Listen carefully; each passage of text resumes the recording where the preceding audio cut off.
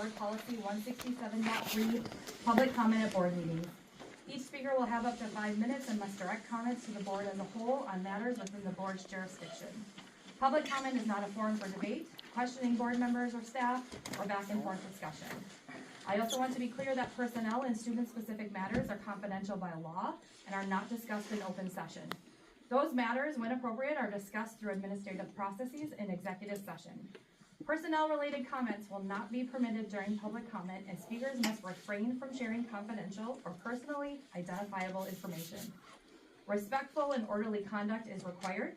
Disruptive behavior, personal attacks, or abusive language will not be tolerated. Board policy will be enforced. If disruptions prevent the board from conducting business, a recess may be called, you may be asked to leave, or the meeting will be adjourned. We appreciate your cooperation as we conduct the business of the district. People who have requested an audience for policy 167.3, the first person I have up is Terry Neumann.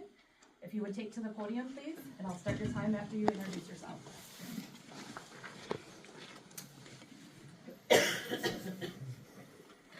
Terrence, okay. I'm over here. As I always do, I ask my kids how the school day go, any concerns that you might want to share with the school board, and my oldest said pencil sharpeners. So apparently pencil sharpeners at the high school are a little bit lacking in efficiency. Hopefully I was going to get a little more laugh. This is heavy stuff, and it's not going to get easier. So I'm speaking tonight not to relitigate facts or assign personal blame, but to address a deeper issue, trust, and how the district rebuilds it after a serious failure. Like many in this community, I became aware of concerns regarding how sexual assault involving a student was handled. While the incident itself is horrific, what it reveals about our systems of accountability, particularly mandatory reporting, is equally scary. Mandatory reporting exists to remove hesitation, ambiguity, and personal discretion when student safety is at stake.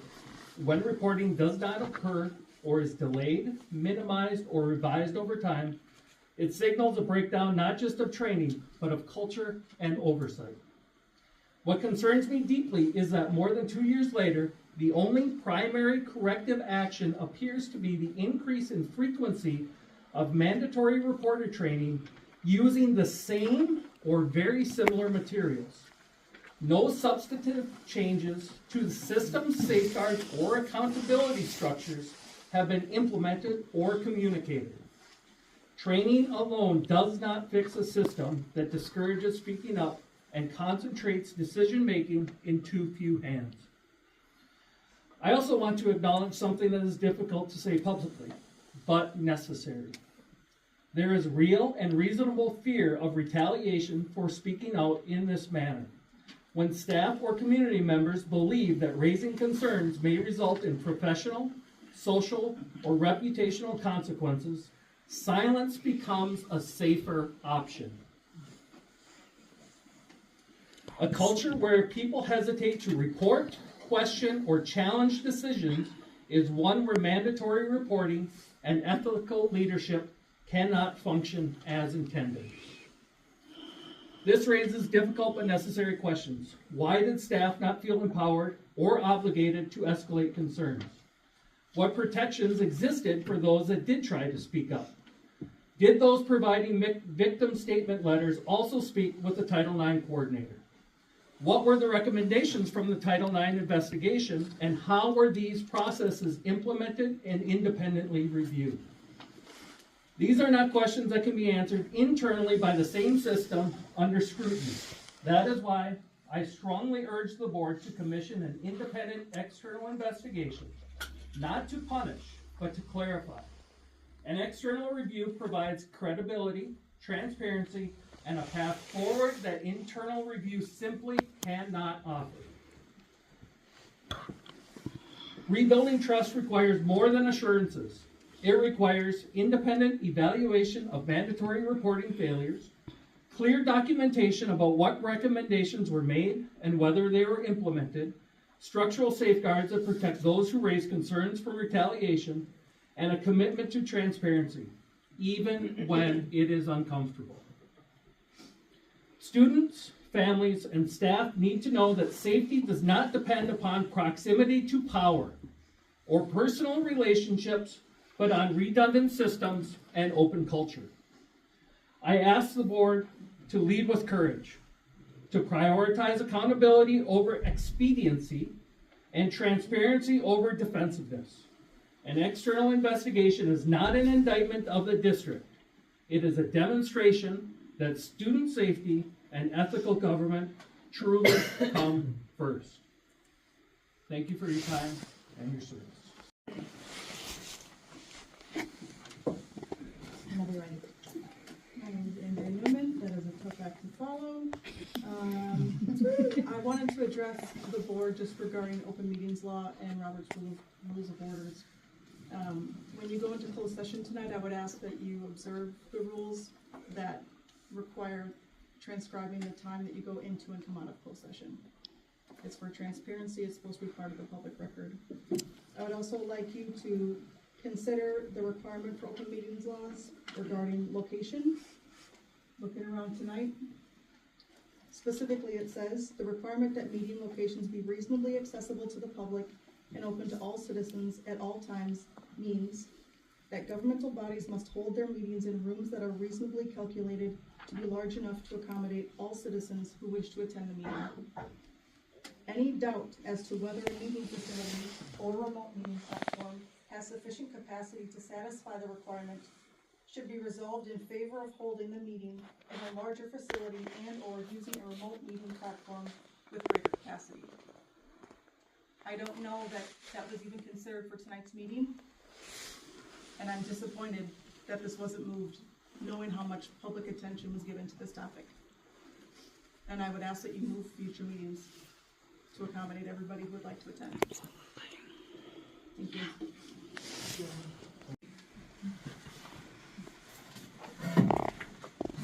Madam Chair, members of the board. I come here tonight to give you a little background for some context. I formerly was the Deputy County Administrator of Polk County. Prior to that, subsequent, I was the Chief Deputy Sheriff of Polk County.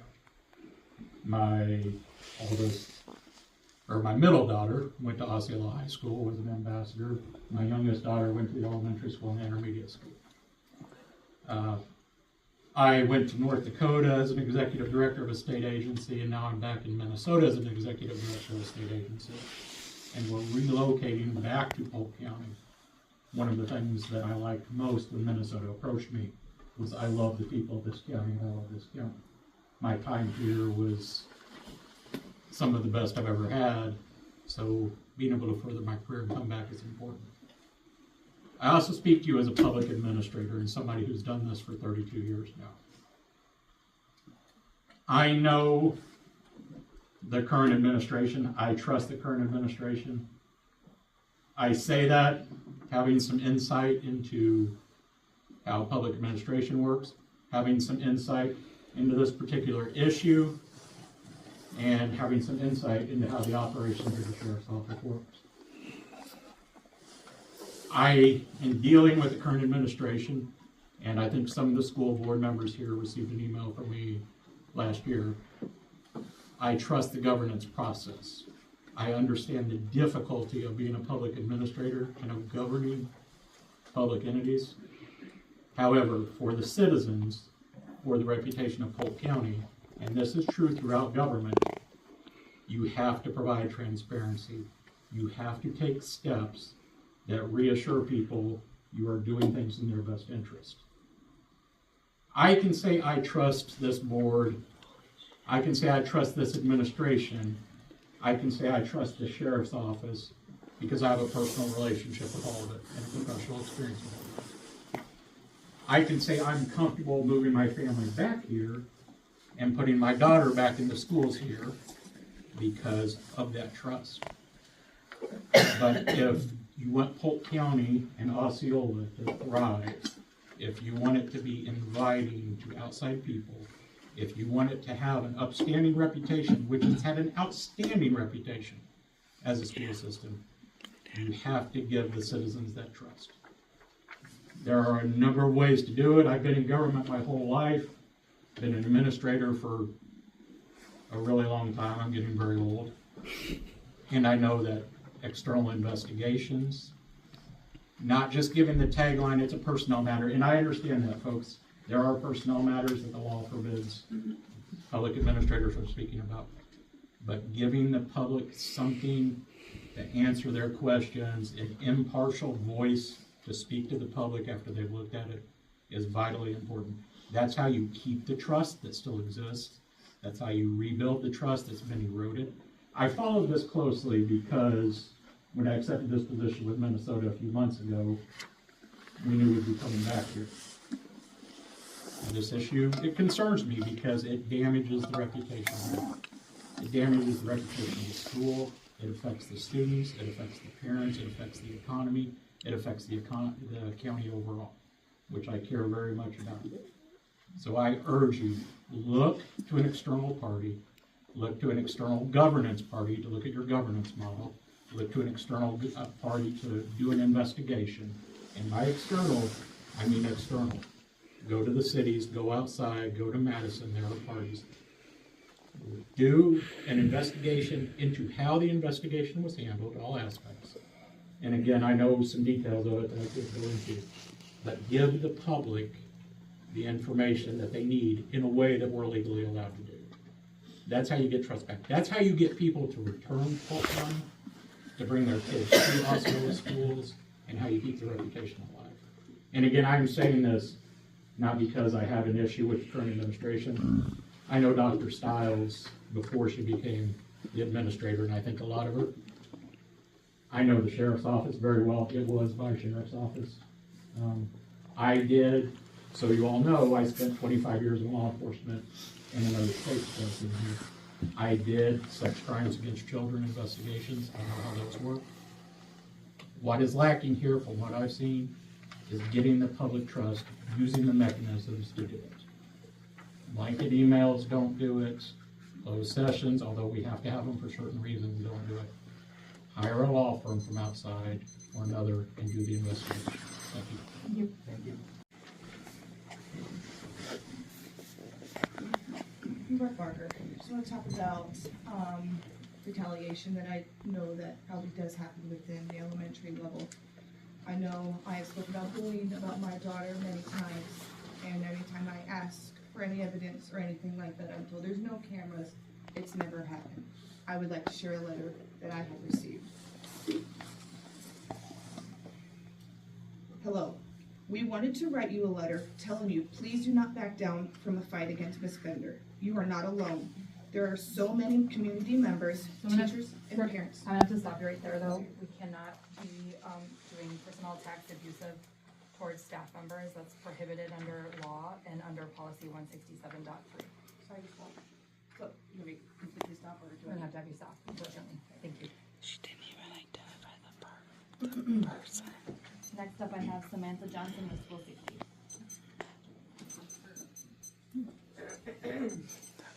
Hello, my name is Samantha, and I have a kindergartner currently right now in Osceola. So I didn't have the school-age children at the time when everything that's being talked about right now happened. But my current concern right now is that I'm not saying right or wrong things happened, or things were happened that were handled correctly or not. I have an opinion about that. I'm going to choose not to share at this current moment. But right now, my concern is we're, in my opinion, putting targets on the back of the people that are caring for our children every single day. We're creating this environment in a world that's already really disgusting right now. I think we can all agree, where everything's really angry and hostile, and we watch every day on the news angry and hostile situations escalate into tragedy every single day.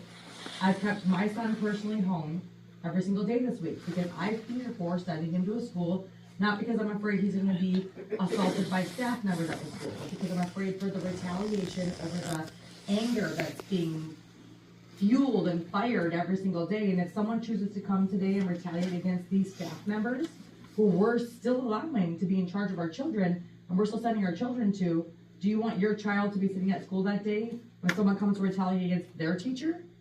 In my opinion, that's the biggest concern immediately right now. So we're causing all this ruckus, and that's okay. If things happened that were wrong, and I'm not saying that they didn't, we should all be informed and we should all know. I think there's a really diplomatic adult way to handle that. There's always somebody higher than this board right here. If you went to this board with concerns and they ignored you, there is somebody above them that you can go to. I think going on social media and making memes and blurbs that are creating an angry, hostile environment and then continuing to send our children into this environment is unsafe for everybody, especially our children. So my question is, with all this hostility happening right now, that's very obvious to everyone, what are we doing to extra protect our kids? Is the school resource officer making extra rounds right now? Are we paying extra attention to who's signing into the building to have lunch with their child and for who and for how long and what rooms they're going into? Because that's my concern right now. My concern right now is not what the staff may or may not do to my child. My concern is what these people that are so angry at the staff might come and try to retaliate against and do. And that might sound ridiculous, but turn on the news, because it's not. It happens every single day. So we can be angry at these people for things that they didn't do and that they didn't report, and that's okay. But then there's avenues to take. This is not where the reporting stops. If you told these people your concerns and they didn't listen, go above them. They have a boss too. Doesn't mean go online and start adult bullying the staff members and putting literal targets on the back of the people in charge of our children. So that's my biggest concern right now.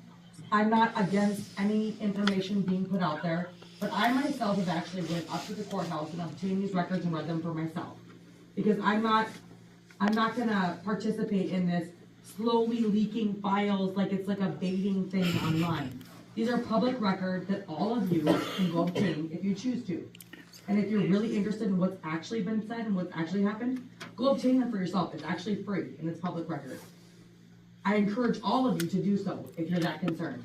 But if you're not, then this public lynching online of the officials in charge of our children, in my opinion, should stop.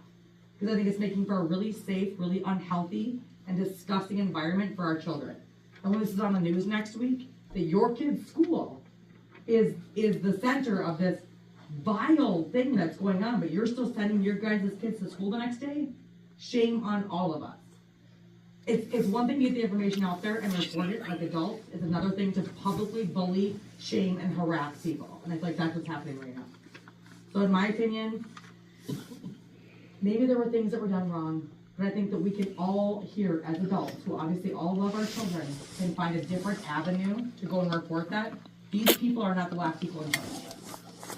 Okay? So if something happened that was wrong, and I encourage everybody, go read it for yourself and figure out what you decide what was wrong. Don't let someone else decide it for you and tell you what you should think is wrong.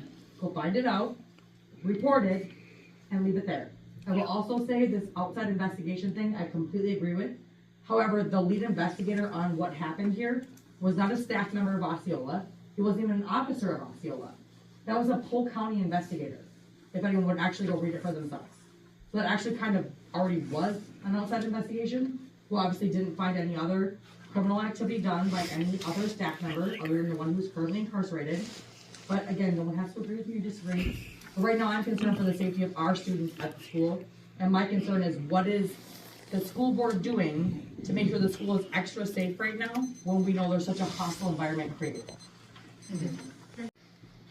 Mine out, I had a type, so apologize. Okay. So my name is Cory Martin. I am a parent in the school district.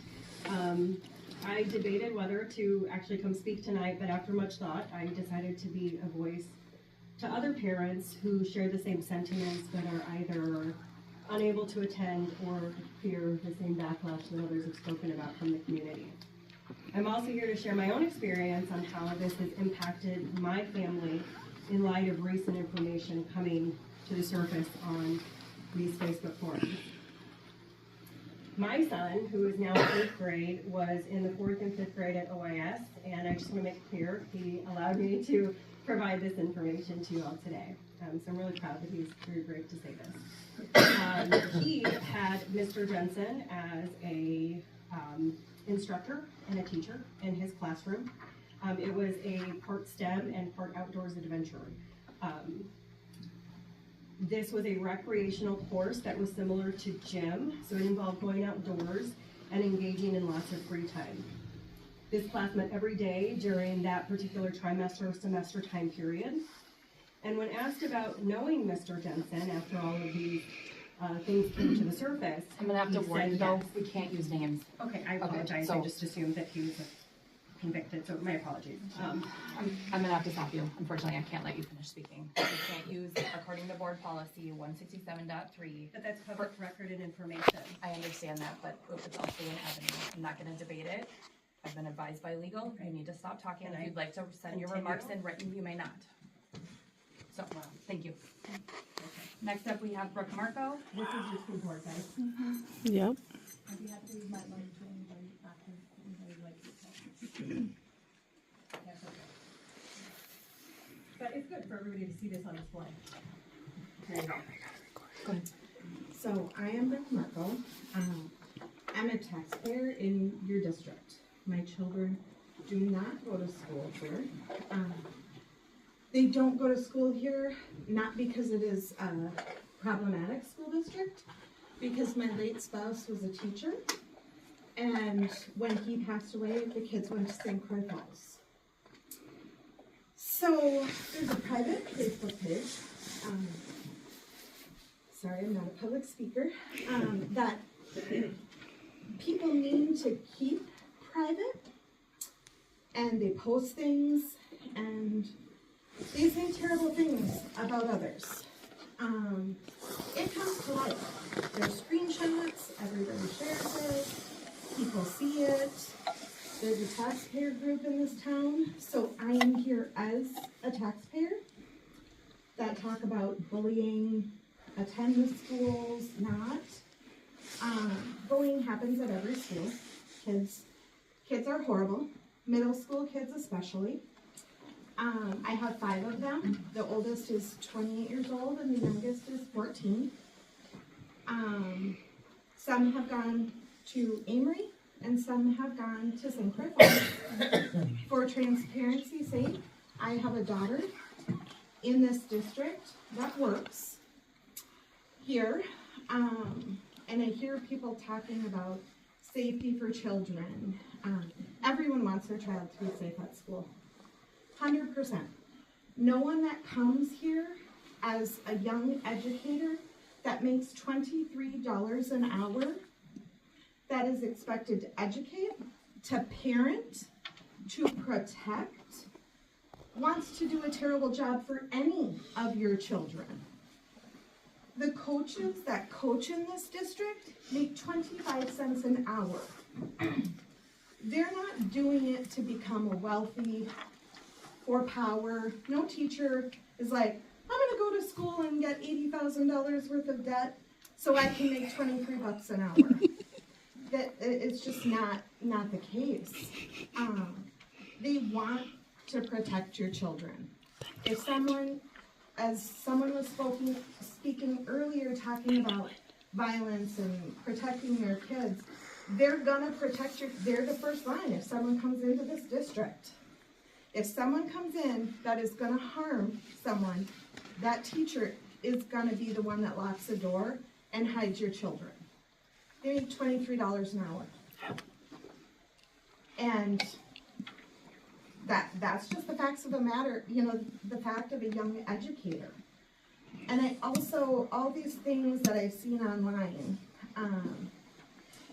bashing and that screenshots have been shared, I think at some point you worry about your kids and you want what's best for your kids, and we have the ability to move and go to different schools and things like that, but we also need to have some empathy for a family that was greatly affected by something horrific, and that if you put yourself in someone else's shoes, you would not be posting things like that online about something so every single parent's worst nightmare.